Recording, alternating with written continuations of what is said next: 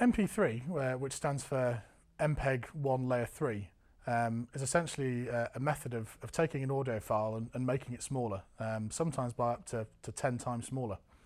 It achieves this by taking a snapshot of an individual sample and looking at where frequency information is at its highest, so where it's loudest essentially, and what frequency is loudest, and then taking the frequencies either side of that and removing that data, because of the way that we hear and psychoacoustics. We don't perceive those frequencies in hearing, which means that we can remove the data without significantly changing the quality of the sound file. This obviously has the benefit of giving us a decent quality file to listen to, whilst at the same time reducing the file size by, as I said earlier, up to 10 times. Obviously some people prefer a slightly higher quality than others, so you go for a higher quality sound, slightly bigger file, but essentially still a lot smaller than the original PCM audio file.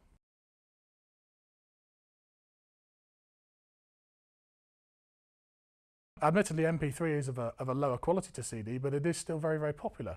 One of the reasons for this is that it's such a small file size, which means it's ideal for download. Also, it means that people who already have audio files or CDs can integrate these into their own systems by ripping them down to MP3 themselves, leaving them with a vast collection of music, often taking up a much smaller amount of space on the hard drive than would have been the case 3-4 years ago. One of the problems with MP3 for users who are into a higher quality of audio listening is that the quality is poorer. One of the effects can be a reduction in the high end, or sometimes a kind of washing in the high end in the sound. And of course, high end users will either subscribe to the higher services, your kind of 320k size downloads, or indeed still go and buy CDs and buy the original audio files for that kind of quality.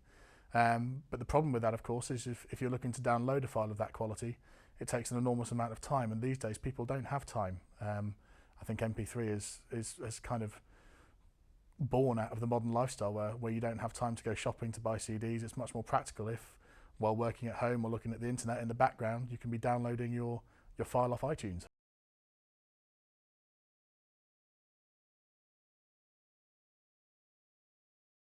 Over the last 5 years, the music industry has really kind of changed its position regards to MP3.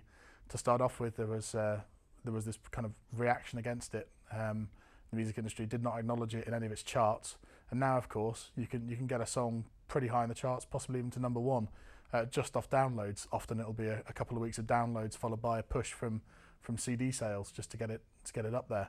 And the main reason that the record industry has really embraced it is that, I think, had it not embraced it, then downloads would have continued to be increasingly popular. This wouldn't have been reflected in record sales, which would make the industry itself look less popular than it actually is. And also that it allows the big record labels to monitor all the sales through MP3s, and the whole process is formalised and allows the industry to keep making money. Initially, the first sort of main website to come up with this kind of legal download supported by the industry, where the figures are actively used, was probably iTunes. iTunes massively popular, and Apple have made an inordinate amount of money through the iTunes system. And of course, other companies have now seen that and thought, you know what, I'd like a piece of that. And there are a number of other companies who are now offering services. There has been talk recently of companies who may even offer free downloads, whereby the payments are made through advertising. So you download your MP3, at the beginning of that you get some kind of advert. Other services like HMV, for example, they allow you to subscribe to their service, which may give you some kind of unlimited download over a monthly period for a set monthly fee. And obviously if you download 1 track or you download 100 tracks, it costs the same, but it's very convenient for the user. It's got an interface that allows you to select sort of via genre or by artist, and can be quite powerful. However, in my experience, still the iTunes music store still seems to offer the most integrated solution, and still seems to hold a massive market share, although obviously as more providers come online with essentially good sponsorship, good marketing behind them, the competition will get ever more fierce. While it's still possible to download illegally, and in fact many people still do, it strikes me that for the conveniences of the system, and the quality and the price, because obviously if you're downloading an individual song as opposed to an album, part of the reason why people reacted badly to having to to pay for music was you'd often buy an album whereby you actually wanted 1 or 2 tracks, and the flexibility of buying it via a provider means that people are now more happy to pay for that. Essentially, you know, illegal download is essentially illegal, and still there is negativity towards that, and where people can pay 70-80p for a track, they still will do. However, it is clear that people are still using illegal download services and peer-to-peer sharing, etc.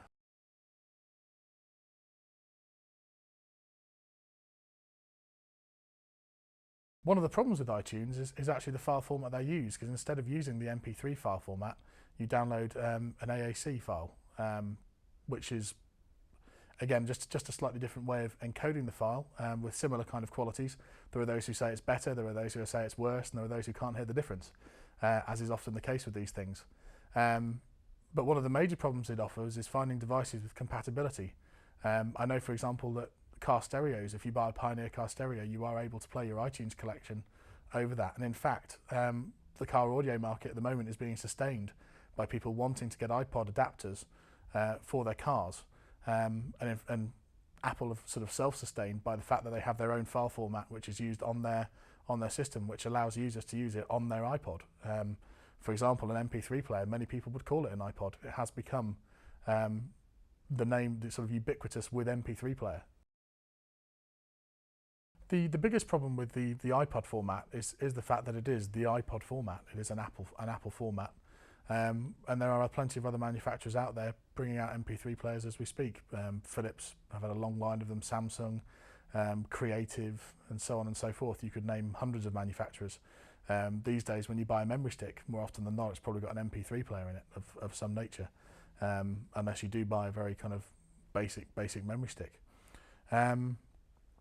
One of the difficulties of this, of course, is that so many people are downloading tunes via iTunes into this AAC format. Now, it is possible to convert those to MP3, but often again you get some kind of encoding within the file that maximises the number of opportunities you have to use that file. So, for example, if you burn it onto a CD and then you stick it on an MP3 player and you've got it on your main iTunes machine at home, it might be that that's the maximum number of licenses available to you. So there are continuous problems with people saying, you know what, I've paid for this tune, why can't I do what I want with it? If you bought it on a CD, you could rip it as many times as you like to MP3. Well, you can, whether that's legal is another matter altogether. But essentially, sort of for domestic use, it often seems to be unfair, the limits that Apple place, and of course there are currently court cases involving Apple about such things. Both in terms of Apple and its MP3s and how it's accessible to other manufacturers, and indeed with the use of the Apple name and logo in court cases tied to the Beatles, I believe.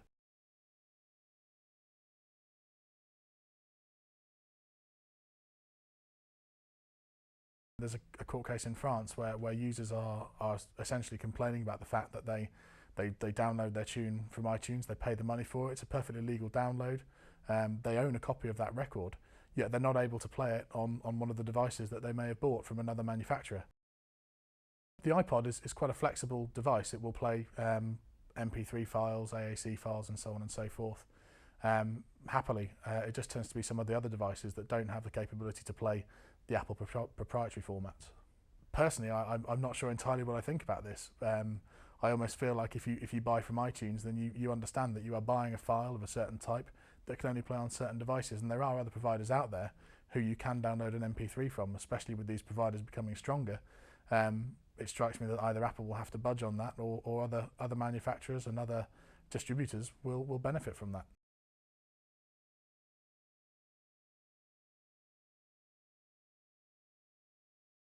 Interestingly, I think that it's not just your sort of iPod type device that people are using for listening to MP3s. Nokia have been focusing heavily on a range of phones that are seen to be MP3 players. Obviously, they have their Walkman brand, and they've incorporated their mobile phones into that brand. Also, Motorola originally had a deal with iTunes whereby you had an iTunes player on your Motorola phone, but it was a very cut down version of iTunes that only allowed you a limited number of files.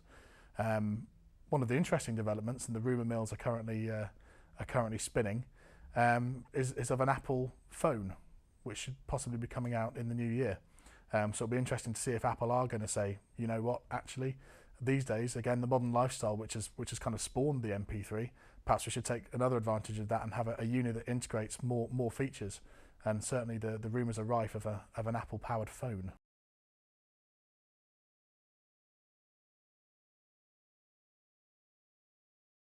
Interestingly, there's now a lot of competition on the market, and more competition is on its way. For a long time now, you've had other devices that compete with the iPod, devices from Creative, devices from Samsung, a whole ranges, and of course Microsoft are now really heavily getting into this with their Zune approach, and it'll be interesting to see how the take-up is on that. But the iPod has become so much a part of our culture. As I say, the kind of word you use for an MP3 player is iPod, and because of the strength of marketing and the strength of the brand, although other competitors will come in and take market share, and probably will take significant market share if Apple get it right with a phone, or continue to develop the iPod device to better suit visual media as well as MP3 and other file formats. I don't see them losing their domination of the market.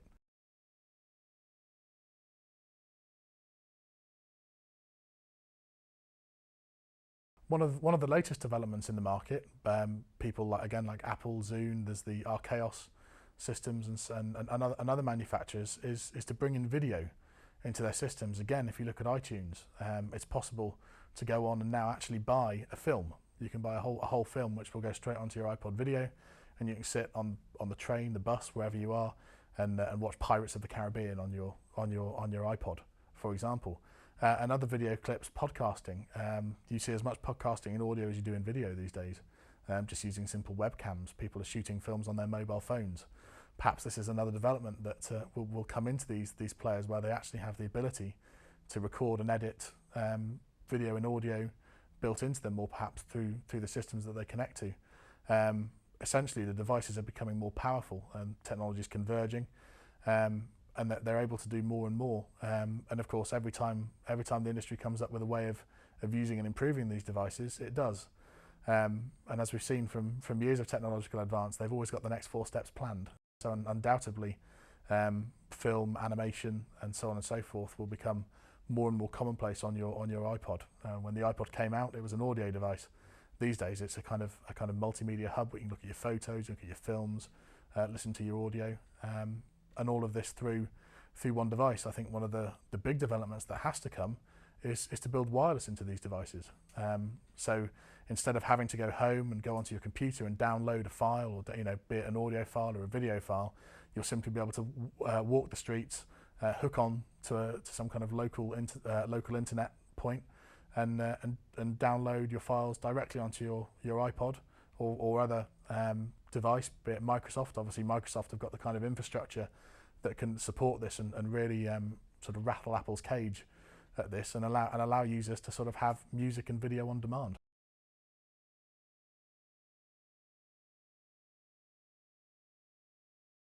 Should you download an MP3 file and look to use it on multiple different platforms, you may run into DRM issues, with the rights management. Whereby you're only actually entitled to say 3 installations of the file or something like that.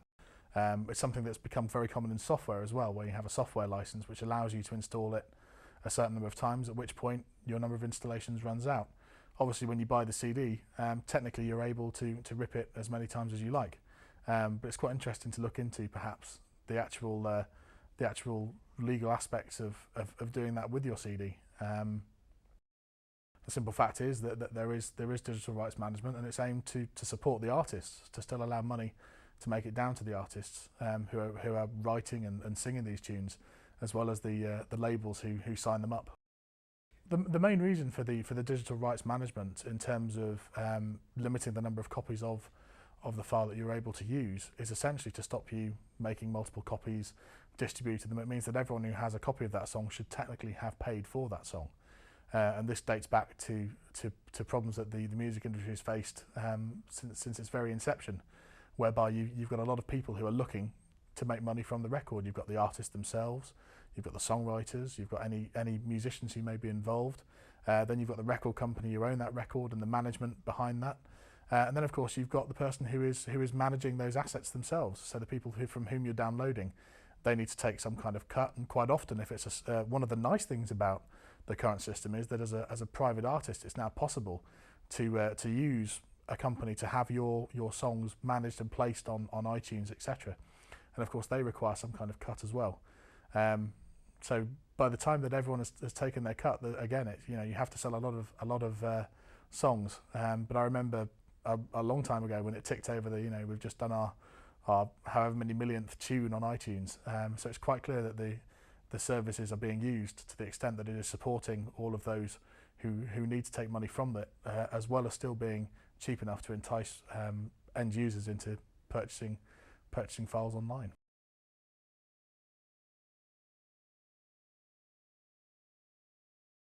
It is entirely possible as an artist to take your music and place it online and sell it direct. In fact, it's become easier over the last years with the development of MySpace. Currently, if you go on MySpace, you can see any number of artists and bands who are putting their music online, allowing people to listen to the music, and if they want to, you can go to these people and buy their music direct. The problem is, of course, it doesn't have the same coverage as you would find if you were doing it through something like iTunes. By working through iTunes or any other provider, you're giving an artist an opportunity to disseminate their music to a sort of worldwide global audience, and you may get the marketing behind that.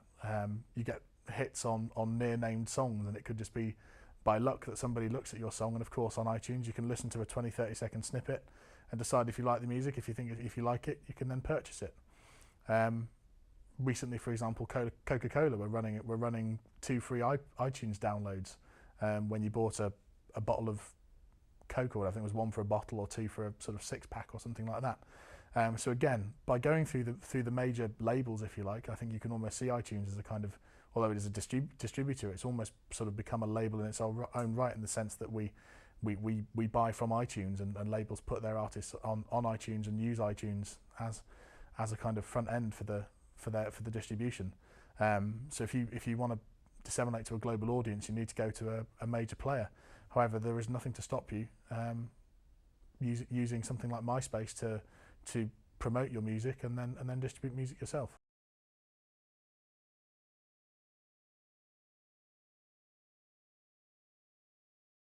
The future of MP3 is definitely an interesting future in terms of, is it going to get to a higher quality? At the moment, you can download surround sound MP3s if you've got a suitable device to play them back through.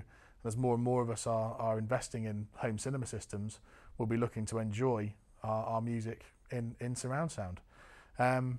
However, I think the main thing that will drive the future of MP3 is A, the speed at which we're able to download, and what people actually want from that music. Music these days has become very much a kind of accompaniment to our life. It's very rarely that you actually sit down in front of a pair of speakers with a cup of coffee and sit back and just enjoy music. It's very much an accompaniment, and at the moment, it's the development in the devices become smaller, or they more technology is becoming involved in them, and currently there doesn't seem to be much drive from the user to actually want a better performing file format.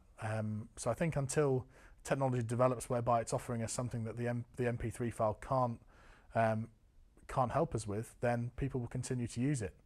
Already we've seen MPEG-4 in podcasting, etc., which again can offer us greater quality. In fact, on my own iTunes system, it defaults to MPEG-4 files when I put a CD in and convert it to MP3. Well, in this case, MP4. But it is a very interesting question, and it all depends entirely on where the technology is going. My personal opinion is that the MP3 player will continue to be able to play MP3s. People will continue to be able to download MP3s, but there will be other file formats, possibly at different qualities, possibly involving surround sound and possibly integrating video, that will be available for users. In terms of the future of sales of MP3, and indeed sort of hard media like CD, etc., and DVD, there is this great question as to whether, is the internet going to take over? I think undoubtedly the future is the internet for these things, and possibly providers might have to look at ways of distributing digitally. I mean, HMV, for example, a store that for a great many years has sold records, back in the day it was primarily vinyl, then through to CD. These days, of course, you can buy DVD audio, Super Audio CD, and so on and so forth. There's these various formats coming through, and I think there will always be people who like to buy an artifact, who like to buy this. Perhaps one of the interesting things would be that you buy your CD and it contains a voucher to download maybe bonus tracks, so on and so forth. So incorporating that kind of internet purchase into the actual physical purchase. And indeed in stores, even now you can sort of buy your digital songs online within the store. So there is the provision to do that. And I remember the first time I saw this was in Virgin Megastores in New York, and I'd never seen a sort of MP3 download point before. And you could actually go in and you could buy the songs digitally from the Virgin catalogue, and put them direct to your iPod. It all depends whether people are going to continue to want to collect the music. I think for an older generation, people still remember buying the records and really kind of not just collecting the music, but collecting the album sleeves. It was a very big part of the music. Now more and more, I speak to people and they say, well, look, I've got the album sleeve on my iPod on the screen. So even the little ones, not the shuffles, but the one above has a colour screen where you can display artwork and imagery from the album. So definitely the future for download still stays well within the internet. I think in the long term, the record company is still going to be all powerful, in that the record company is still out there signing the artists. The record companies are still driving the tours. It's easy to forget that a lot of money can be made from touring a band, and people still want to go and see the acts. They want to see the acts live. Obviously, MySpace and so on actually offers opportunities for local bands to really kind of grow in strength and to gain listeners who will actually go out and see the bands live. But in terms of the big music companies, although they tend to move more slowly than the smaller distributors, they've all embraced downloading as a format and will continue to do so. And indeed, many are actually using it. You'll find that some companies spend half their time chasing leaks, while the other half of the time they spend their time leaking. So I think very much record companies still hold the future of the music industry, and that music industry is still very much going to be based on the internet.